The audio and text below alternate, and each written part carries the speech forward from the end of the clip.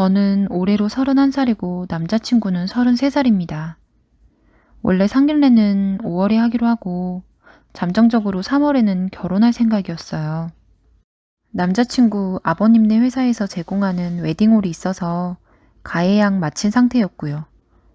그런데 어제 예비 시누이 때문에 너무 소름 끼쳐서 남자친구한테는 헤어지자고 했는데 헤어지진 말자고 제가 원하면 결혼은 언제든지 미뤄도 된다고 붙잡아서 보류 상태예요. 좀 길어도 읽어주세요. 제가 그동안 믿던 모든 것들을 부정하고 완전 다른 세계에서 다른 시각으로 봐야 하는 상황에 처한 것 같습니다. 저번 1월에 코로나 번지기 전에 예비 시댁에 처음 인사를 갔어요. 남친은 12월에 저희 집에 와서 이미 결혼 허락을 받은 상태였고요. 그때까지만 해도 남친 집에 신내림 받은 무당이 있을 거라고는 생각 못 했어요. 남친은 무교라고 알고 있었고 인사 갔을 때 집에 그 흔한 불상, 부적? 암튼 그런 것도 없었거든요. 어머님이 정말 정성스럽게 굴비, 잡채 등 한 상 차려주셔서 그때까지만 해도 시댁 잘 만났다 했어요. 단지 하나 걸렸던 건 그 자리에 남친의 누나가 있었는데 저를 정말 뚫어져라 쳐다보더라고요. 아니 정확히는 저를 보는 게 아니라 제 어깨 너머, 겨드랑이 사이, 정수리 위 이렇게 주변을 살펴보는 듯한 느낌? 어색해서 시선 둘 곳을 못 찾나라는 생각까지 했어요. 그렇게 본격적으로 밥 먹기 전에 한 20분 서로 인사하고 선물 드리고 하는 동안 별 말 없이 제 주변만 살피다가 어느 순간부터 안색이 아주 안 좋아지더라고요. 그러더니 말없던 사람이 밥 먹기 시작하면서 폭풍 질문을 하기 시작했어요. 정말 많았는데 그 중에 기억나는 것만 몇 개 적어보자면 윗대의 어르신 중에 무관이셨거나 운동선수였던 분이 계시느냐. 맞다. 장군 출신 조상이 계시다. 이건 제가 키가 크고 골격이 좀 있어서 물어보시는 건 줄 알았거든요. 부모님이 사람 살리는 일을 하시느냐. 엄마가 산후조리원에서 근무를 좀 오래 하시긴 하셨는데 의료 종사자는 아니시다. 어려서 이사를 많이 다녔는가. 지금 집이 아니고 터라고 했어요. 지금 터에 살면서부터 건강이 좋아졌지? 많이 다녔다. 초등학교만 3개 다녔다. 그냥 전세계약 끝날 때마다 2년마다 한 번씩 옮겼다. 어릴 때 좀 몸이 약해서 개근상을 한 번도 받아본 적이 없다. 큰 병은 없어도 많이 앓긴 했다. 고등학교 가면서부터 지금 집에 살았는데 그냥 다 커서부터 좀 건강한 체질로 바뀐 것 같다 하다 내 동생 혹시 물 있는 데서 만났는가? 취미로 화실 다니면서 만났다. 술 취하도 물이라면 물인가? 근데 지금 와서 생각해보니 그 화실이 강원도 바닷가가 보였어요. 이런 질문들을 정말 시부모님 말씀하실 틈도 없이 쏟아냈었는데 남친 아버님이 말리시면서 그만하고 밥부터 먹으라고 말을 끊어주셔서 그때부터 시누이도 질문을 멈췄어요. 그 자리 끝나고 남친이 집에 데려다 주는데 갑자기 얘기 좀 하자며 카페로 가더니 그때 말해줬어요. 자기 누나가 신병을 앓은 지는 2년 됐고 신내림 결국 받은 지는 2개월 됐다고.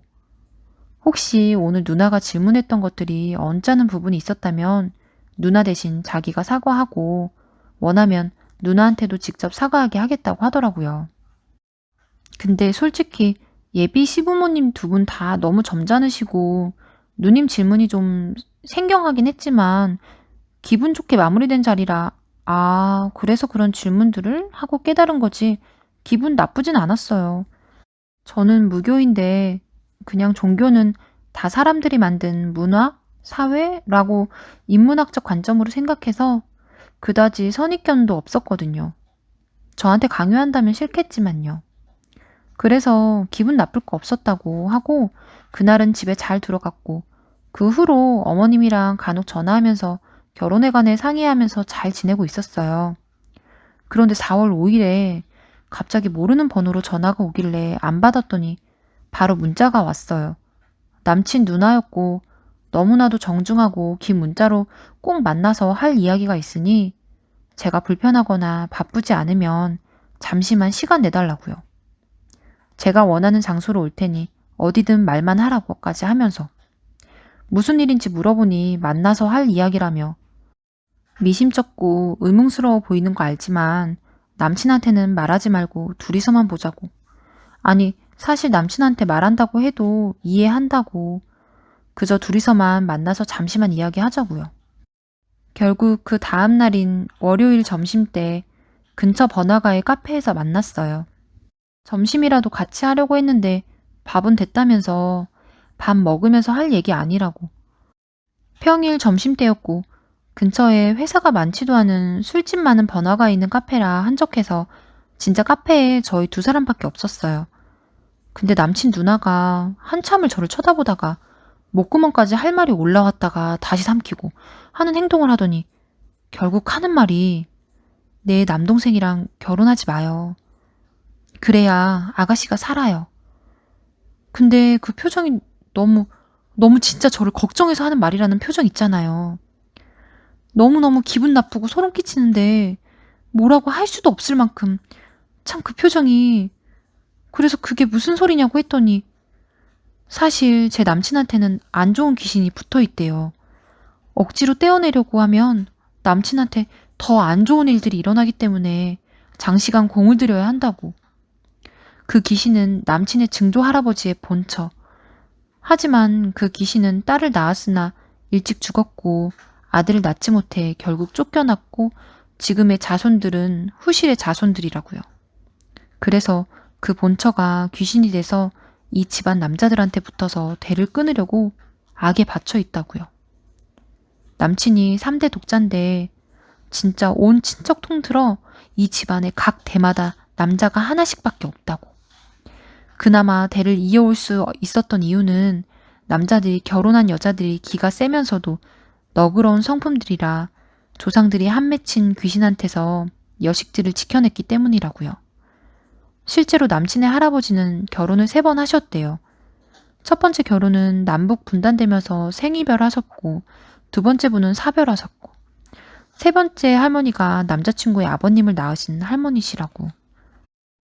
그러면서 저한테는 조상이 무관이어서 자손을 지키는 방식이 다소 호전적인 기운이라며 누구랑 만나도 시원시원하게 앞으로 치고 나가며 잘 살 사람인데 제 남친한테부터 대를 끊으려고 혈안이 된 귀신과는 하필이면 상극이라고요. 보듬고 품어서 힘을 빼놔야 하는 한 맺힌 귀신인데 자꾸 싸우고 찢어놓으려고 하면 더 악에 받쳐서 저를 해할 거라면서 남친이 아니라 제가 죽을 거래요. 여기까지 듣고 있자니 진짜 제 머리가 다 울리는 것 같고 속에서 신물이 올라오는 것 같기에 그냥 먼저 일어나겠다고 하고 인사도 제대로 안 하고 나와서 바로 택시 탔어요. 집에 들어서자마자 머리가 깨질 것 같더라고요. 토할 것 같고. 근데 이것마저도 그 귀신 때문인가? 라는 생각을 하고 있는 제가 더 소름 끼쳤어요. 그때는 남친한테 전화해서 지금 누나 만나고 왔는데 알고 있었느냐고 했더니 그거 다 헛소리라고. 우리 집에서 신내림 이런 거 믿는 사람 하나도 없다고. 자기 누나 정신병원 보내려고 했는데 병원에서도 강제 입원까지 시킬 소견은 없다고 해서 못한 거고 대놓고 나랑 아버지한테 소방 맞아 한 맺힌 할머니 귀신이 붙었다 하는 게 미친 거지 뭐겠냐고. 그러면서 진즉에 나와 같이 있는 여자들이 다 그렇게 안 좋은 일 생겼을 거면 전 여친들은 다 죽어 없어야 하는 거 아니냐고. 그리고 저랑 사귀는 3년 동안 나쁜 일 생긴 거 있느냐, 없지 않냐. 오히려 더 좋은 데로 이직하고 금전적으로 더 나아지고 나쁠 거 없지 않았느냐. 근데 머릿속에 갑자기 프로포즈 받던 날이 지나가더라고요.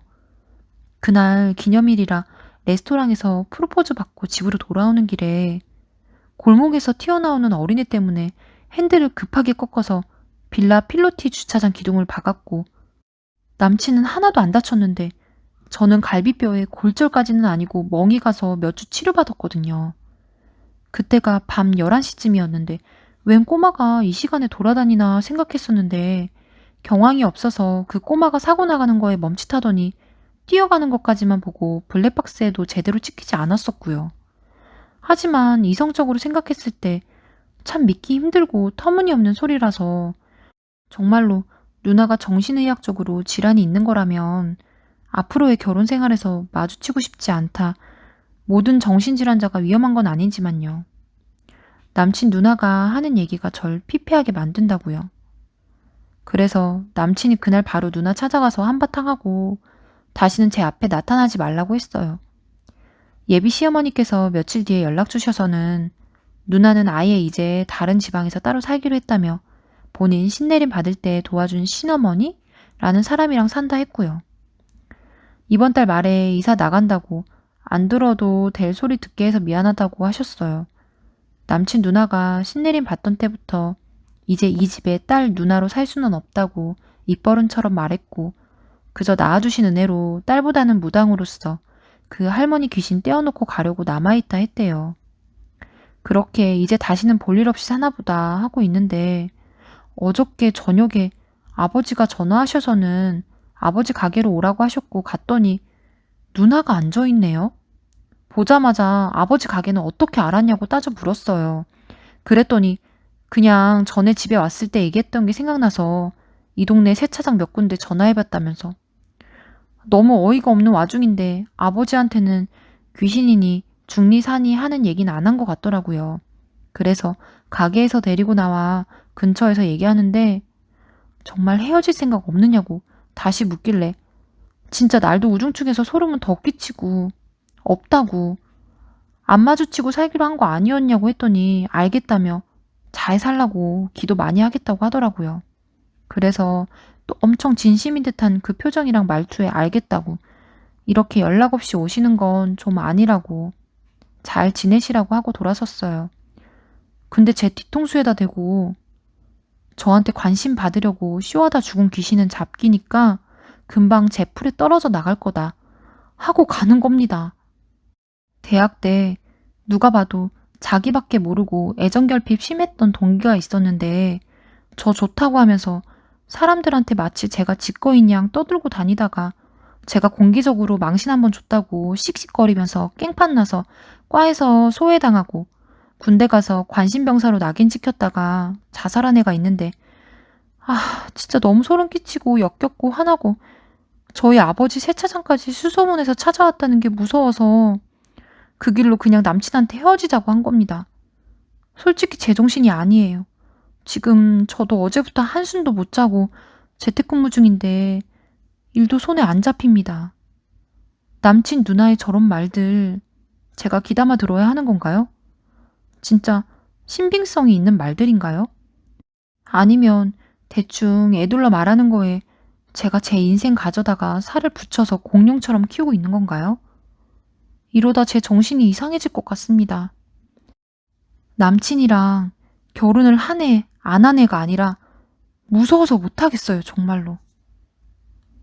베풀입니다.